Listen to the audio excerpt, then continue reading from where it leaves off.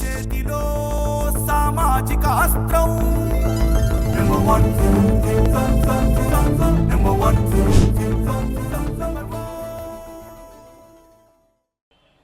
ఒక సిస్టర్స్ ఇంత అలా కలిసి ఇక్కడ అంత పెద్ద గ్యాదరింగ్ అయిందంటే కృష్ణమ్మ పరవళ్ళు ఎత్తిందా అన్నట్టు ఉందండి. ఇక్కడ మాదైతే గోదావరి నుంచి వచ్చి గోదావరి కృష్ణమ్మ కలిస్తే ఎట్లా ఉంటుందో అట్లా ఉంది. ఇక్కడ మా నర్సింగ్ సిస్టర్స్ ఫేస్ చేస్తున్న సమస్యలు ఒక్క సమస్య కాదండి, చాలా సమస్యలు ఉన్నాయి.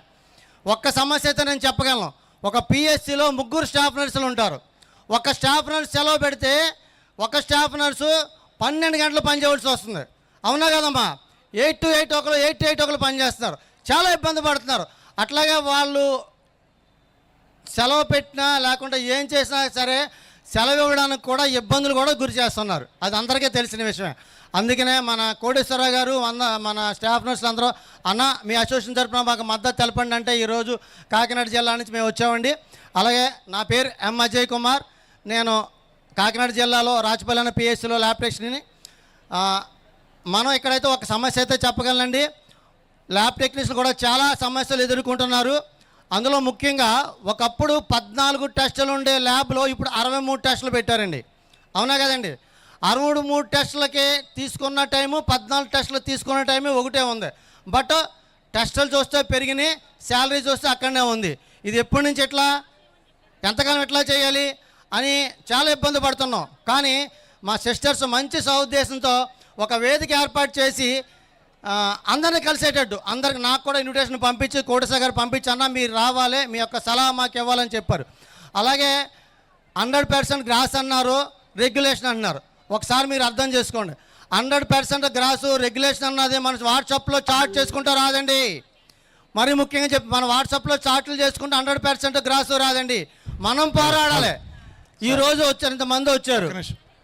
అక్కడ భోజనం చేసే వాళ్ళు అందరూ బయటికి ఇలా రండి, ఖాళీలోకి వచ్చి చేయండి అమ్మా. ఇంకా బోల్డ్ మంది వస్తున్నారు, ఇంకా ఇలా ఓపెన్ ఏరియాలోకి వచ్చేయండి ప్లీజ్, అక్కడ అడ్డు ఉండొద్దు. Sometimes in life we feel overwhelmed because of others. Some people are too aggressive. Thank you. ఎంతమంది బయటకు వస్తున్నారు ఒక్కసారి మనం ఆలోచించుకోండి అమ్మా ప్లీజ్. ఎందుకంటే ఇది నా కుటుంబం, నా సమస్య, ఇది అందరి సమస్య. నువ్వు బాగుండి నీ జీతం బాగుంటే నీ పిల్లలు బాగుంటారు, నీ తల్లిదండ్రులు బాగుంటారు.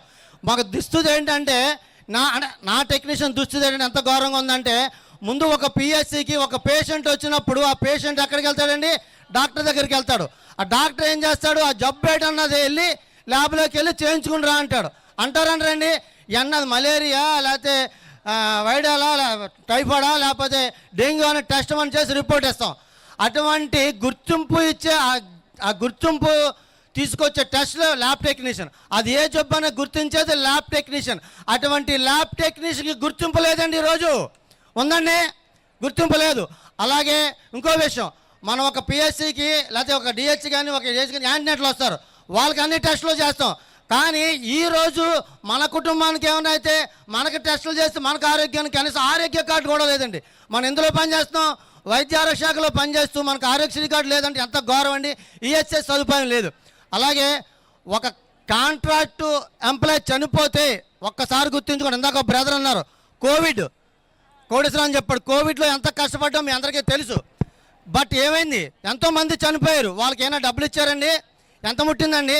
కానీ ఒక్క విషయం, ఒక కాంట్రాక్ట్ ఎంప్లాయ్ చనిపోతే మెడికల్ ఎంప్లాయ్ చనిపోతే 15 లక్షలు ఎక్స్గ్రేషియా ఇవ్వాలండి. అలాగే కుటుంబంలో వారికి కంపల్సరిగా ఒక జాబ్ ఇవ్వాలండి. కానీ అటువంటి పరిస్థితి లేని దౌర్భాగ్యమైన పరిస్థితిలో మన పారామెడికల్ స్టాఫ్ ఉన్నాం. ఇది ఒక్క స్టాఫ్ నర్స్ అనే కాదు, మొత్తం ఆల్ పారామెడికల్ స్టాఫ్స్ అంతా కూడా ఒక జేఎస్ కింద ఫామ్ అయ్యి ఒక కమిటీ ఏర్పాటు చేసుకుని ముందుకెళ్ళి మన సమస్యను పరిశీలించుకోవాలని, సంవేదంగా మన సమస్యలను చూసుకోవాలని సభాముఖంగా తెలియజేస్తున్నానండి. అలాగే ఈ మంచి అవకాశం ఇచ్చిన నేను చిన్న వాక్యం అయితే చెప్తాను ప్లీజ్. సుధా మధుర కిరణాలు అరుణోదయం, మన సుధాకర్ అన్న కవరేజ్ మా అద్భుతం. అవునా కదన్నా? ఈ కవరేజ్ వలన మొత్తం ఆంధ్రలో ప్రతి ఒక్కరు చూస్తున్నారు.